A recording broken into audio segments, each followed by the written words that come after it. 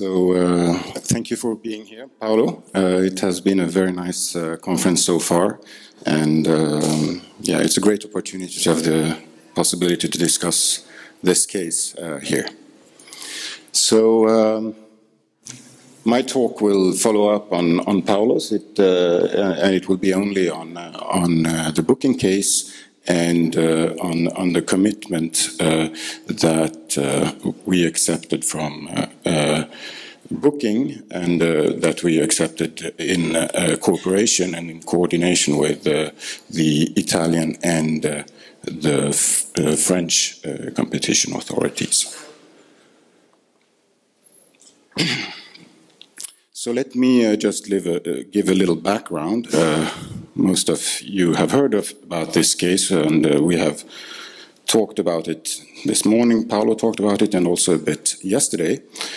And a number of cases, parallel investigations started in several European countries about 2 years ago,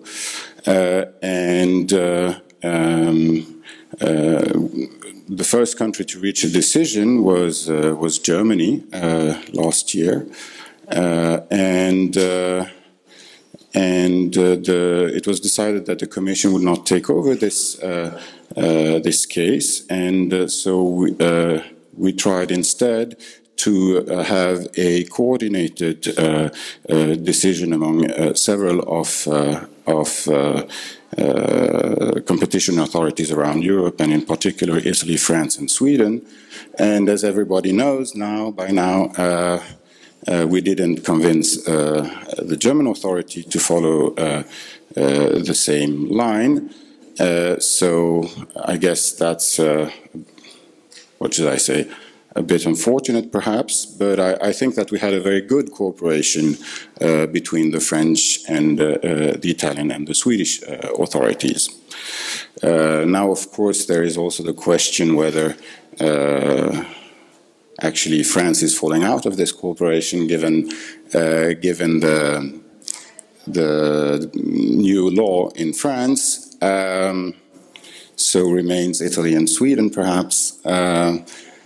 But that's perhaps less funny, and that might mean that the narrow MFN might have, less of an impact. But any case, I will talk about the narrow MFN more from an economic point of view, and try to explain a bit more why we decided to accept Booking's commitment to this narrow MFN, or the narrow, a better name, narrow across platform parity agreement. So about the joint investigation that we did. So the concern that APAs induce OTs to charge supra-competitive commissions, I don't think I have to discuss much about that. Paolo just presented the reasons why these incentives might be pretty strong, and that was the reason why these cases were opened in many of these countries around Europe. At the same time, we were also aware of the free riding efficiency justification behind these type of clauses. So absent, in particular, absent these MFN clauses or APA clauses, hotels may charge lower prices in their own channel and free ride on the investments made by the OTAs. So we did actually a market test to try to substantiate this claim by the OTA or by Booking, and we asked the hotels whether they would consider charging lower prices absent that clause, and many of them answered us that yes, they would probably do so.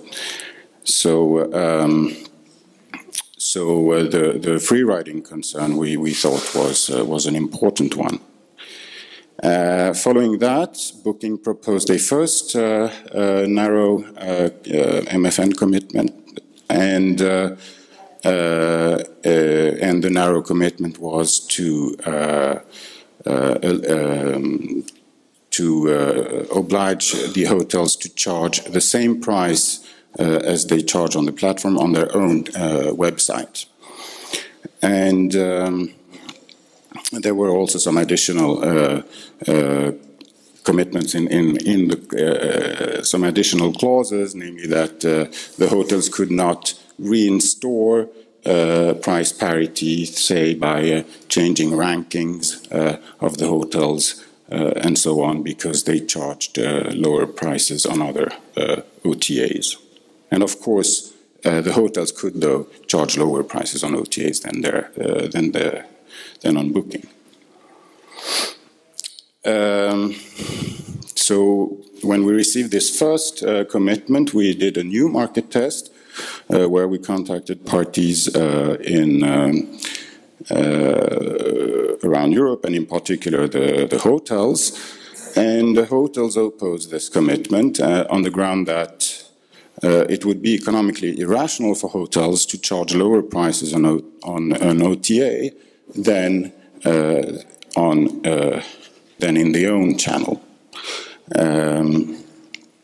The reason being that, of course, the own selling rooms on the own website is the most profitable channel where you can make profit, and so they said that in practice, the narrow MFN or the narrow APA will have no impact whatsoever, and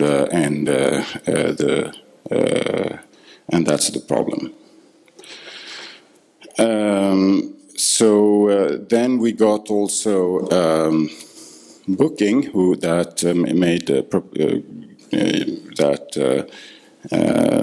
made some economic analysis and suggested an even narrower NAPA proposal than the original one, and in particular and that proposal was accepted finally. And in particular, one additional thing was that the hotels would be allowed to charge lower prices than on Booking's platform in their offline channel. So let me come a bit to the specificities. It's not because a narrow MFN or a narrow APA may perhaps work in this industry that it should work everywhere. So there are some specificities when it comes to hotel platforms and hotel markets. And one specificity which is important is that the hotels want to have high occupancy rates. That's very important to sell an additional room. And that means that essentially the hotels multi-home, they will not choose platforms or opt out from a platform. They will be present on all the platforms, and they will be present on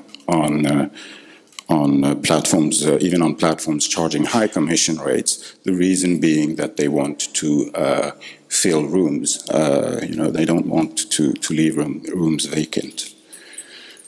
So this suggests that platforms are not perfect substitutes. They do have some market power, and so as a result, it is also the case that there is a concern that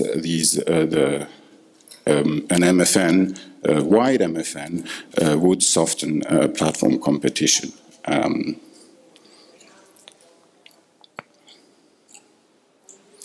So perhaps the main issue that we had to deal with when we evaluated the commitment by Booking was the critique by hotels. So the question is whether hotels have an incentive to charge lower prices on an OTA in exchange for a lower commission than on its own channel. And what is important to note is that these incentives, they depend on how the price decrease affects the hotel's total sales and the allocation of these sales across different channels. So hotel sales following a reduced price on a platform, on a competing platform, the sales should increase for three reasons. First, there are customer gains from the platforms that have a higher price. Then another important aspect is that there should also be customer gains from hotels competing hotels on the same platform. And then, of course, there should be the usual increase in demand following a price reduction. So these are the points that suggest increased incentives to charge prices lower on the competing platform than on the on bookings platform or on the own website. Of course, then the hotel will also lose customers from channels that may be more profitable, and in particular from the own channel. And the question is whether this last incentive or this last cost of reducing price on platform will make it unprofitable. So will NAPA then reduce prices? In our investigation, we noted that in practice, hotels' pricing can be based on many parameters. It might be based on the location of the customer. It might be based on the season, is it summer or winter? It might also be based on how long time in advance the booking is made. And the importance of the website platform of a hotel might depend on which type of you know, where the customer comes from, which season we're talking about, how many months or weeks before the booking takes place. And then the hotels should be able to differentiate their prices across these parameters to charge lower prices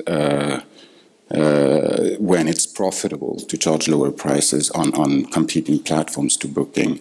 And that was the idea that the losses from the own channel could then be limited. The second thing is that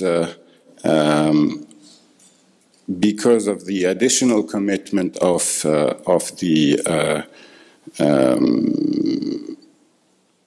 booking to exclude the offline channel from the price parity clauses means also that, you know, the number of customers covered by the price parity clauses is reduced and increases also the profitability of charging lower prices on competing platforms. And then we believe also that there should be some experimentation going on. You know, all hotels might not try this strategy to undercut its own price on its own website on some platforms, but some will probably try. And if successful, that would probably lead to other hotels copying. Not least, given that there is also competition between the hotels downstream. So we believe that we thought that it was actually pretty likely that the narrow MFN clause could have an impact. So does NAPA then strike the right balance? To come back to Paolo's question. Well, it is an attempt to trade off the potential anti-competitive effect of price parity clauses against their potential efficiencies. Perhaps in the coming years we will get an answer to this question. Perhaps not, given that these narrow MFNs might not survive that long. Thank you.